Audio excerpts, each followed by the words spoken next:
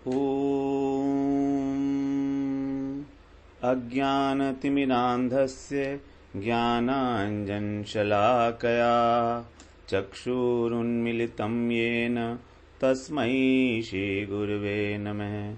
वाञ्छाकल्पतरुभ्यश्च कृपासिन्धुभ्यैव च पतितानां पावनेभ्यो वैष्णवेभ्यो नमो नमः।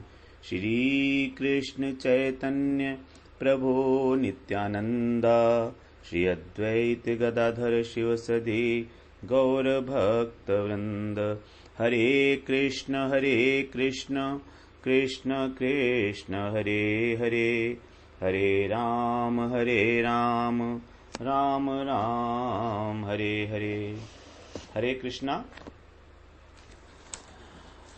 कल हमने श्रवण किया भगवान की जो अनंत शक्तियां हैं, तो भगवान की मूल रूप से एक ही शक्ति बताई थी, उसका नाम था स्वरूप शक्ति।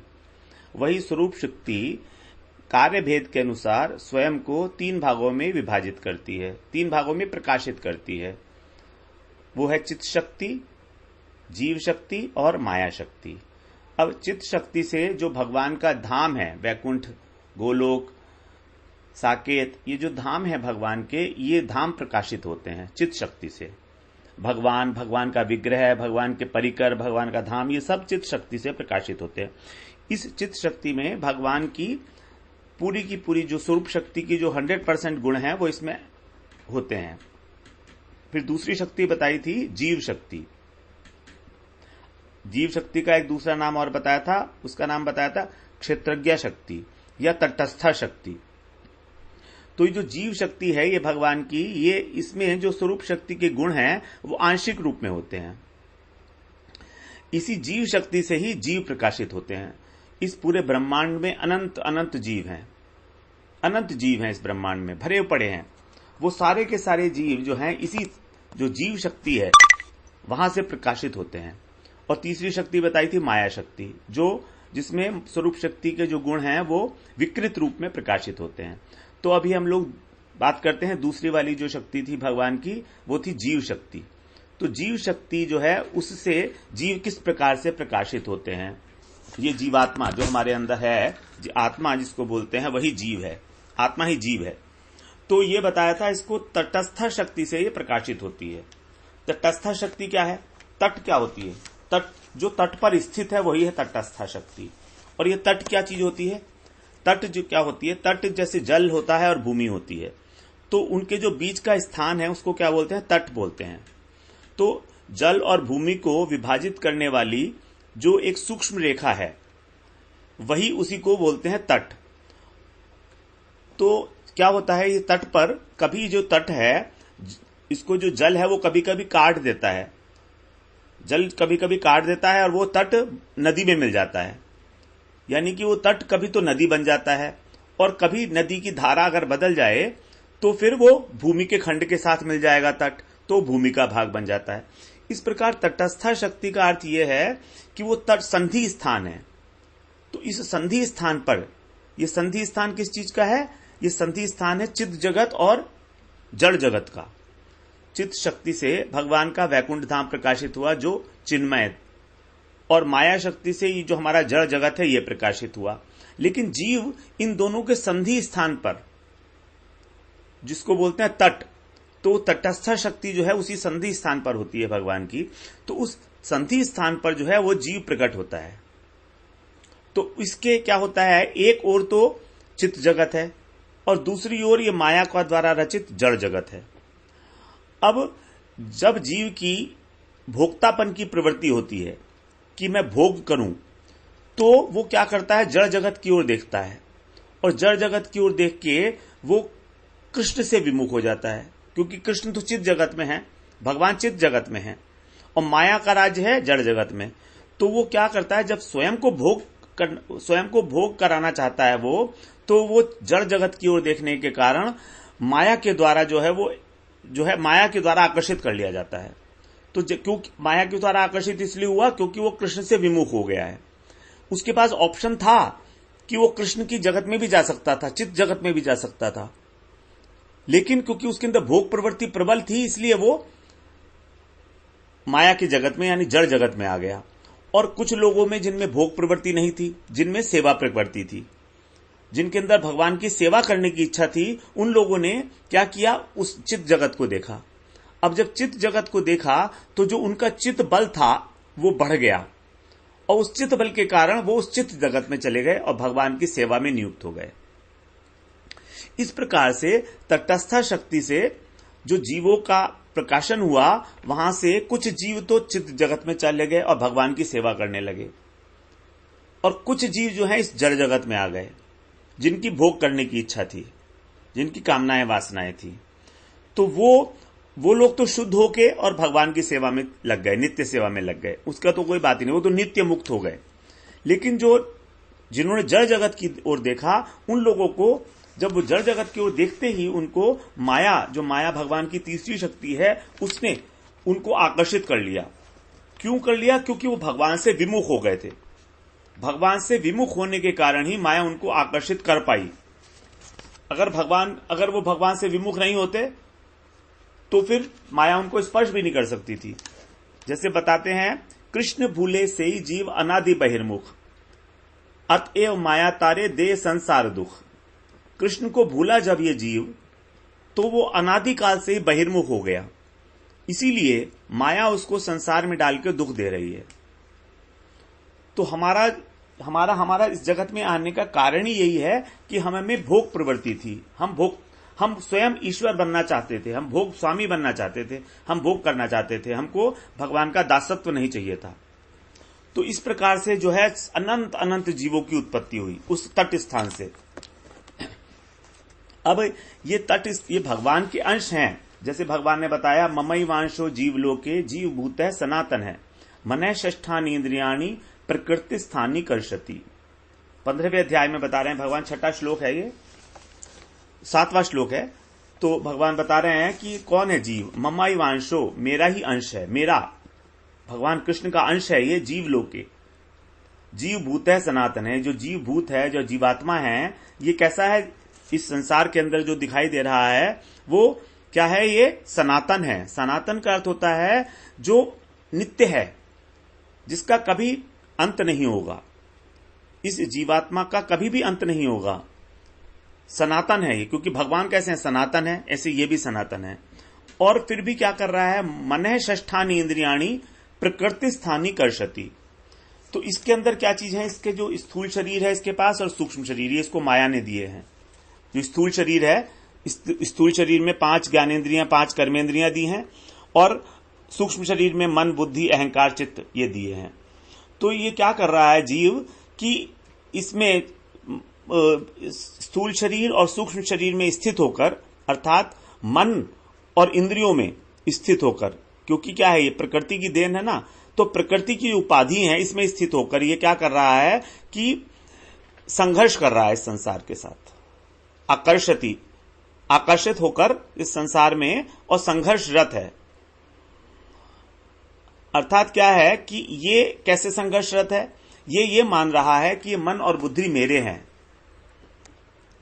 यह प्रकृति की देन, प्रकृति के दिए हुए हैं ये, लेकिन फिर भी इनको ये अपना मान रहा है। अब इसको अपना मानने से, और जबकि है किसका, भगवान का है, तो इसीलिए ये भगवान का अंश होते हुए भी अपने आप में स्वयं को मान रहा है कि मैं अंश नहीं हूं, मैं तो अंशी हूं, मतलब मैं ही हूं, और मेरा मन है, मेरी इंद्रियां हैं। तो इस मिथ्याभिमान को धारण करके स्वयं अपने पैरों में 3 गुणों की जंजीरें डाल ली इसने, रजोगुण, तमोगुण और सत्वगुण। इन 3 गुणों की जंजीरें डाल के इस संसार के अंदर ये संघर्षरत है। इस प्रकार से ये भगवान का अंश हो गया। अब इस विषय में जो तुलसीदास जी ने एक बड़ी अच्छी चौपाई लिखी है रामचरितमानस में, उसका हम लोग मेंशन करते हैं। उसमें बोलते हैं तुलसीदास जी, ईश्वर अंश जीव अविनाशी, चेतन अमल सहज सुख राशि। ये उसमें जीव का पूरा स्वरूप बता दिया है। ईश्वर अंश जीव अविनाशी, ईश्वर का ये अंश है जीव। जैसे अभी बताया ना भगवान ने, ममैवांशो जीव लोके, कि ये जीव मेरा अंश है। तो ईश्वर का अंश है जीव। तो ईश्वर हो गए अंशी, भगवान हो गए अंशी, और जीव हो गया अंश। अब भगवान कैसे हैं, सच्चित आनंद स्वरूप है। तो ये जीव भी सच्चित आनंद स्वरूप होगा। लेकिन जैसे अगर कोई राजकुमार ये भूल जाए कि मैं राजा का बेटा हूं, तो वो क्या करता है, दुख भोगेगा संसार में। इसीलिए ये जीव भी भगवान को भूल गया, और भगवान को भूल गया तो भगवान को दुख होता है कि ये मेरे को भूल गया और मुझको प्राप्त नहीं कर रहा है और अपना पतन कर रहा है। भगवान ने बताया है, माम अप्राप्येव कौन्तेय ततो याति अधमाम गतिम, 16वें अध्याय का 20वां श्लोक है। बता रहे हैं भगवान कि ये सोच रहा है कि मुझको प्राप्त नहीं हो रहा, इसलिए अधमाम गतिम, अधम गतियों में जाता है ये, मुझको प्राप्त ना करके। जबकि जीव को यह अभिमान होना चाहिए कि वो भगवान मेरे अपने हैं और मैं भगवान का हूं। उनको यह अभिमान होना चाहिए, यही उसका जो है यही उसका शुद्ध अभिमान है। और हमारा अभिमान, मिथ्या अभिमान क्या है कि मैं हूं, ये मेरा शरीर है और ये मेरे अपने हैं, ये संसार मेरा है, ये धन अपना, ये मेरा है, ये मेरा है। तो हम मैं और मेरा में फंस गए, और जो हमारा शुद्ध अभिमान था कि भगवान मेरे हैं और मैं भगवान का हूं, ये हम भूल गए। और ये अभिमान कैसा है, रामचरितमानस में फिर बता रहे हैं तुलसीदास जी, अस्वाभिमान जाई जनि भोरे, मैं सेवक रघुपति पति मोरे। मैं सेवक हूं और रघुपति पति मोरे, रघुपति ही मेरे, राम ही मेरे स्वामी है। ये वाला जो अभिमान है, ये है शुद्ध अभिमान। तो जब हम भगवान की संतान हैं तो हम संसार के आगे हाथ क्यों फैलाए, है ना। और फिर दूसरी बात यह है, एक विशेष बात, कि जब हम संसार के सम्मुख होते हैं, संसार में आते हैं, तो संसार जो है हमको दास बना लेता है अपना, हम संसार की दासता स्वीकार करते हैं। लेकिन जो जीव भगवान के पास चले गए, भगवान उनके दास बन जाते हैं, भगवान अपने भक्तों के दास बन जाते हैं। और ये स्वयं भगवान ने कहा है, स्वयं भगवान दुर्वासा ऋषि से ये बात कह रहे हैं। क्या कह रहे हैं, भागवत में 9वें स्कंद में 4 अध्याय 63वां श्लोक है, वो बता रहे हैं, अहम भक्त पराधीनो हि स्वतंत्र इव ध्वज, साधुभिर्ग्रस्त हृदयो भक्तैर भक्त जन प्रिय। अहम भक्त पराधीनो, कि मैं भक्त के पराधीन हूं, मैं बिल्कुल अस्वतंत्र की तरह से हूं। इव द्विज, हे द्विज, हे ब्राह्मण, मैं भक्तों के पराधीन हूं। साधुभिर ग्रस्त हृदयो, इन साधु लोगों ने मेरे हृदय को ग्रस लिया है। साधु लोगों ने मेरे हृदय को बिल्कुल एकदम से ग्रस लिया है, यानी मेरे हृदय के ऊपर अधिकार कर लिया है। और भक्त ही भक्त जन प्रिय, और जो भक्तों के भक्त हैं वो मुझको प्रिय हैं। तो इस तरह बता रहे हैं कि हमारी जो आत्मा है वो क्या है, भगवान का ही एक अंश है। गीता में भी यही बात आई और रामचरितमानस में भी यही बात आई। अभी आगे बता रहे हैं, ईश्वर अंश जीव अविनाशी। ये अविनाशी बताया, अविनाशी का अर्थ क्या है, भगवान अविनाशी हैं, अर्थात भगवान का कभी नाश नहीं है। तो जो उनका अंश जीव है उसका भी कभी नाश नहीं होगा, जीव का कभी भी नाश नहीं होगा। भगवान बता रहे हैं ना, गीता में ये बता रहे हैं 2 अध्याय का 17वां श्लोक, अविनाशी तु तत्विद्धि येन सर्वमिदं ततम्, विनाशम अव्ययस्य न कश्चित कर्तुम अर्हसि। अविनाशी तु तत्विद्धि, इस आत्मा को तू अविनाशी जान, जिससे ये सारी की सारी सत्ता एवं येन सर्वमिदं ततम्, जिससे सब कुछ व्याप्त है। तो स्वयं अविनाशी होके भी हम क्या कर रहे हैं कि जो नाशवान शरीर है इससे संबंध हमने जोड़ लिया, शरीर से और संसार से, दोनों ही नाशवान है, तो इनसे संबंध जोड़ लिया। अब ये जो संबंध है ये क्या है, ये संबंध माना हुआ है, ये माना हुआ संबंध है। हमारे मन ने ये संबंध मान लिया है कि ये शरीर मेरा है, ये संसार मेरा है। अच्छा, अब इसमें क्या है कि जैसे बताया ना, ममई वांशो जीवलोके जीव भूत सनातन है, मन षष्ठानी इंद्रियाणी प्रकृति स्थानी कर्षति। तो मन और इंद्रियां ये किसकी देन है, प्रकृति की। मन और इंद्रियां किसने बनाई है, प्रकृति ने बनाई है। अभी हम सृष्टि तत्व में बताएंगे कैसे होगा, प्रकृति ने किस प्रकार मन और किस प्रकार इंद्रियां बनाई हैं। तो प्रकृति स्थानी, प्रकृति के स्थान में ही ये जो है स्थित हैं दोनों, मन और इंद्रियां। ये क्या है, ये इनकी ऑनेस्टी है कि ये अपने घर में है, क्योंकि प्रकृति ने इनको बनाया है। तो कहां पर है ये स्थित, प्रकृति में स्थित है। ये बिल्कुल ईमानदारी की बात है, जो जहां का है वो वहीं होना चाहिए। अब क्योंकि मन और इंद्रियां प्रकृति के अंश हैं, तो मन और इंद्रियां अगर प्रकृति के स्थान में रहे तो बिल्कुल ठीक बात है, परंतु हो क्या रहा है वो तो ठीक है, लेकिन जो जीवात्मा है वो क्या है, भगवान का अंश है, लेकिन तो भी इसने प्रकृति के अंश के साथ संबंध मान लिया। ईश्वर के अंश हैं तो हमको कहां स्थान, हमारा कहां है, ईश्वर भगवान के पास हमें होना चाहिए, भगवान की सेवा में होना चाहिए। जिस प्रकार ये जड़ मन और जड़ इंद्रियां प्रकृति के अंदर स्थित होकर अपना काम कर रही हैं, उसी प्रकार जो हमारी जीवात्मा है वो भगवान का अंश है, तो उसको भगवान के स्थान में खड़े रहना चाहिए, अर्थात भगवान की सेवा करनी चाहिए। लेकिन ये क्या कर रही हैं, ये गड़बड़ कर रहा है। ये दोनों जो जीव आत्मा है ये क्या कर रही है, ये प्रकृति के अंश के साथ यानी मन और इंद्रियों के साथ अपना संबंध मान लेती, जबकि वो तो जड़ है। वो जड़ है और आत्मा चिन्मय है, और जड़ और चिन्मय, जड़ और चेतन तत्व का कभी संबंध ही नहीं है, हो ही नहीं सकता। वो तो ऐसा हो गया जैसे कि अमावस्या की रात और सूर्य मिलन हो रहा हो उनका। अमावस्या की रात का कभी भी सूर्य से मिलन नहीं हो सकता। उसी प्रकार से जड़ मन और जड़ इंद्रियों का इस आत्मा से संबंध नहीं हो सकता। ये सिर्फ माना हुआ संबंध है, कृत्रिम है, केवल एक भूल है ये हमारी। भगवान चेतन है और हम भी चेतन है। चेतन अमल सहज सुख राशि, क्योंकि वो चेतन है इसलिए आत्मा चेतन है, इसलिए इसका जड़ शरीर के साथ शाश्वत संबंध, कुछ थोड़े समय के लिए संबंध है, जब तक ये शरीर है तब तक संबंध है, उसके बाद आत्मा छोड़ के चली जाएगी, शरीर तो चला जाएगा, पंचभूतों में विलीन हो जाएगा। तो इसका कहां संबंध हुआ आत्मा के साथ, लेकिन हम इसके साथ अपना संबंध जोड़ रहे हैं और इसी कारण हम लोग सुख दुख भोग रहे हैं। पुरुषय प्रकृतिस्थो ही भुंजते प्रकृति जान गुणान, 13वें अध्याय में बता रहे हैं 21वें श्लोक में भगवान कि ये पुरुष जीवात्मा प्रकृति में स्थित हो जाती है और इसीलिए उसको अपना मान के ही प्रकृति के द्वारा जो प्रदत्त गुण है, रजोगुण तमोगुण और सत्वगुण, उसके अंदर उनको भोग करती है उनका। इसीलिए ये सारा का संबंध हमारा माना हुआ संबंध है, नित्य नहीं है ये संबंध। इसी बात को हम लोगों को अपने हृदय के अंदर बिठा लेना है। कई जगह भगवान ने बताया है कि ये जो आत्मा है ये कुछ भी कुछ करता नहीं है, ना करता है ना लिप्त होता है, लेकिन क्योंकि हमारे को भोक्तापन का अहंकार है इसीलिए हम सुख दुख का, कर्तापन का अहंकार है इसलिए हम भोक्ता बन जाते हैं। पहले भी हमने चर्चा की थी कि अगर हम कर्तापन के अभिमान से ऊपर उठ जाएंगे तो भोक्तापन का अभिमान ही नहीं रहेगा, और भोक्तापन नहीं रहेगा तो फिर सुख दुख नहीं रहेगा, फिर हमारा जन्म कर्म बंधन ही नहीं बनेगा। और हमारे जो दोष दिखाई देते हैं ये क्या बता रहे हैं, फिर आगे बता रहे हैं अमल। ये जीवात्मा कैसी अमल है, अमल का मतलब होता है जिसमें कोई मल नहीं है, मल का मतलब कोई दोष नहीं है उसके अंदर। काम क्रोध लोभ मोह मद मत्सर, हमने जो बात किया था वो 6 के 6 दोष आत्मा में नहीं है, मन के दोष हैं, ये अंतःकरण के दोष हैं। तो ये सब दोष भी आगंतुक हैं, आए हुए हैं, ये बाहर से आए हैं।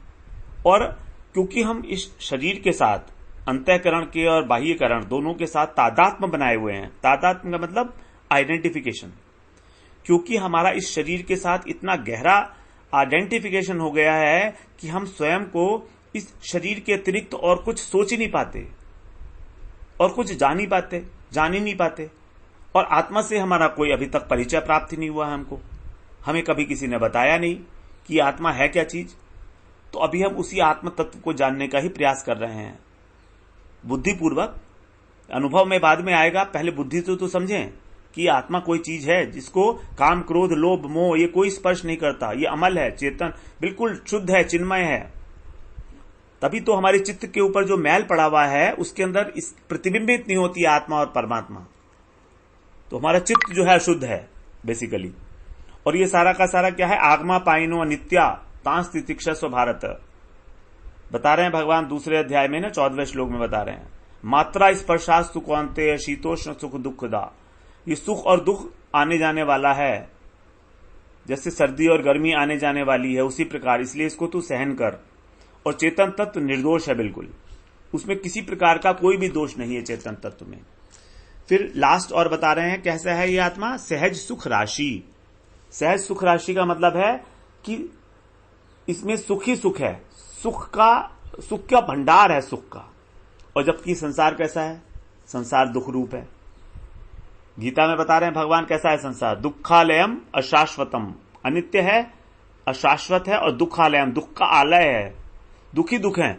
8वें अध्याय के 15वें श्लोक में बता रहे हैं दुखालयम, दुख का आलय है। तो ये दुख रूप संसार से हम लोगों के मन ने अपना संबंध मान लिया, इसलिए हम लोग दुखी हो रहे हैं। कारणम गुण संगोस्य सद असद योनि जन्मसु। कारण क्या है सुख दुख का? गुण संगोस्य, गुण के साथ संग होना, अर्थात आसक्ति।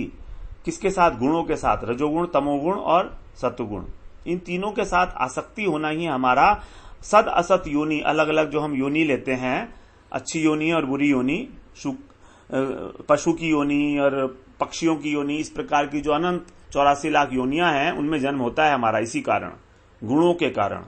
अगर हम तमोगुण का संग करेंगे तो हम पशु योनि में जाएंगे, और हम सत्व गुण का ज्यादा संग करेंगे तो हम देवताओं की योनि में चले जाएंगे, और हम रजोगुण के संग करेंगे तो मर्त्य लोक में रहेंगे, मनुष्य योनि में रहेंगे। इस प्रकार भगवान के समान ही, भगवान कैसे हैं? आनंद, सच्चिदानंदमय है ना, तो आनंद की खान है। उसी प्रकार जीव भी आनंद की खान है। लेकिन जब इसकी संसार दशा, संसार से आसक्ति नाश हो जाती, तब उसको उस आनंद का अनुभव होता है। तो जितनी जितनी आसक्ति कम होगी, देखना आप, उतना उतना जो संसार, उतना उतना परमार्थिक सुख जो है हमारा, आनंद का अनुभव बढ़ता चला जाएगा। क्योंकि वो सुख जो है वो इंद्रियों से ग्रहण करने योग्य नहीं है, वो चिन्मय सुख है, तो उसको आप हृदय से ही अनुभव कर सकते हैं। तो सारे दुखों का कारण क्या बताया था? पहले भी अपनी बातें थी, सुख की कामना, काम क्रोध लोभ मोह, कामना ही है। तो कामना अगर नहीं है तभी शांति मिलती है। अब संसार की सुख की कामना कैसे हटेगी? ये कामना हटेगी तभी जब हमें परमार्थिक सुख मिलेगा। विषयान विनिवर्तन्ते निहारस्य देहिने रसवर्जम रसोऽप्यस्य परम दृष्ट्वा निवर्तते। परम दृष्ट्वा मतलब भगवान। भगवान का जब दर्शन हो जाएगा, जब उनका अनुभव हो जाएगा थोड़ा सा भी, तब हमारा जो विषयों के प्रति राग है वो धीरे धीरे धीरे धीरे कम होता चला जाएगा।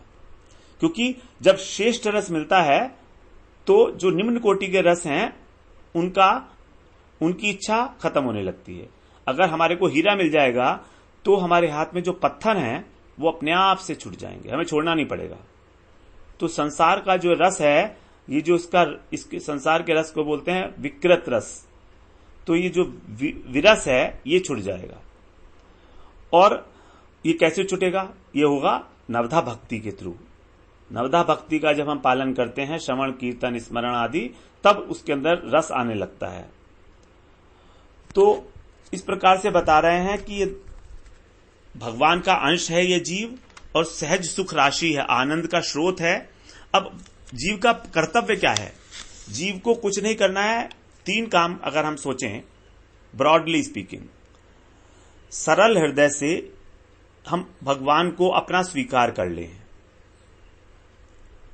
सरल हृदय से, निष्कपट भाव से, कि भगवान मेरे हैं, मैं उनका दास हूं। यही बताया है, जीवेर स्वरूप है कृष्णेर नित्य दास। जीव का स्वरूप है, कृष्ण का नित्य दास है, क्योंकि उनका अंश है, और अंश का कर्तव्य है कि वो अंशी की सेवा करे। उसके बिना उसको शांति ही नहीं मिलेगी कभी भी। वो हमेशा अपने अंशी के पास लौट कर जाकर उसके पास उसकी सेवा करना चाहेगा, क्योंकि वो उसमें मिल नहीं सकता। कैसे मिलेगा? क्योंकि वो तो सनातन है। अगर सनातन नहीं होता तभी तो आत्मा परमात्मा में मिलती। अब आत्मा अलग है, परमात्मा अलग है, तो मिलेगी कैसे? क्योंकि आत्मा की नित्य स्थिति है, इसलिए आत्मा जो है वो भगवान की सेवा करने के लिए योग्य हो सकती है, उसमें मिलने के लिए कभी भी योग्य सक्षम नहीं हो सकती।